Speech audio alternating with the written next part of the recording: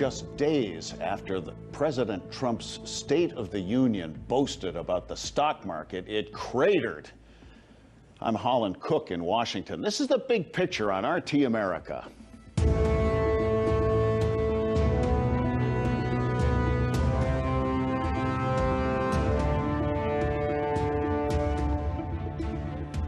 What the heck is happening to your IRA? And what are your smart money moves right now? Let's ask the commish. Bart Chilton, former USA Trading Commissioner, now host of Boom Bust here on RT. Bart, thanks for your time at the end of a busy week on your beat. It has been, Holland. Yeah, pleasure to be with you.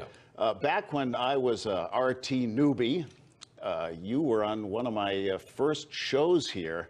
And I asked, is a correction inevitable? And you talked about what you call bubblicious expectation. Has the bubble burst? 100%, it's burst, and it's burst a lot in a bigger fashion and a lot quicker than some people had anticipated.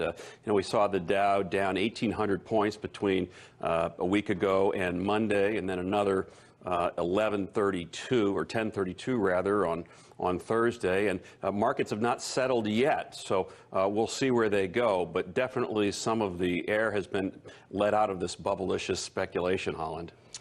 Here's what the market has done in the past year. Everything except what you see on the extreme right is what President Trump was boasting about in the State of the Union address. Objectively, he was jumping in front of the parade, as the two-year chart demonstrates, a trend already in motion. And the past week has obviously been a wild ride.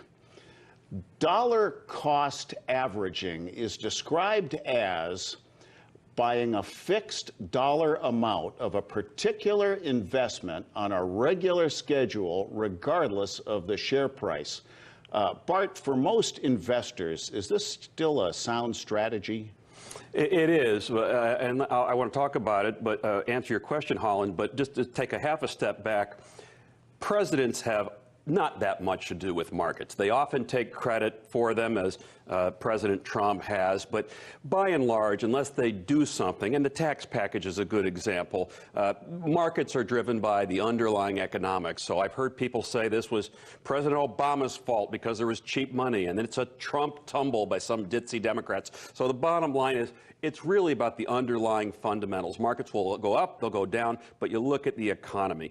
And that's also what I think investors, to your point, should be looking at when they put their money someplace. Gone are the days when you used to buy and hold.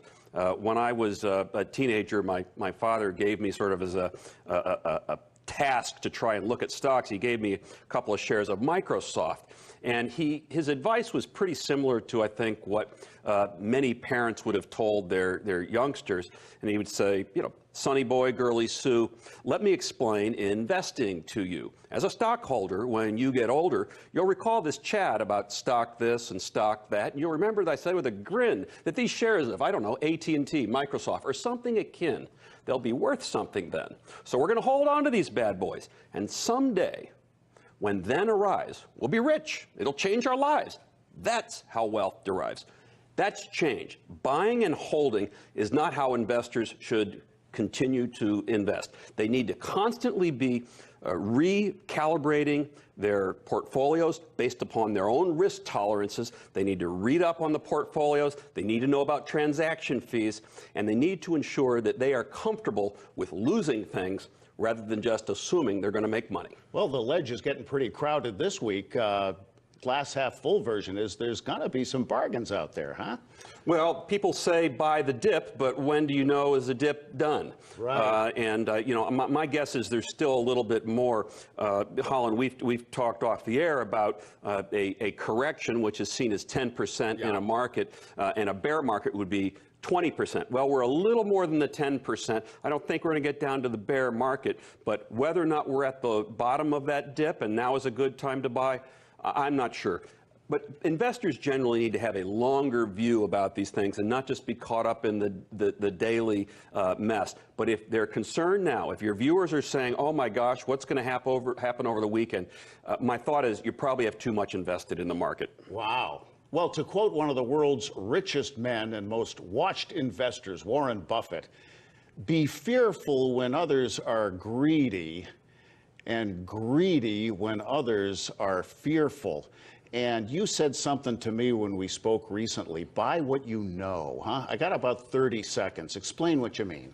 Buy things that you feel comfortable with and you have familiarity with. Average mom and pop investors should not be out there figuring out all the machinations of individual stock. Pick one. If it's Starbucks, if it's T-Mobile, if it's you like these ties, they're really good ties, invest in those things. Research those things that you know and love and feel comfortable. It's, I think, pretty good advice. It's worked for me. Don't squint at charts. You're not going to beat the pros at this. Never going to beat the pros. Never going to beat those high-frequency trading cheetahs that are in and out of markets in milliseconds trying to scoop up microdollars. So stick with what you know. And Bitcoin?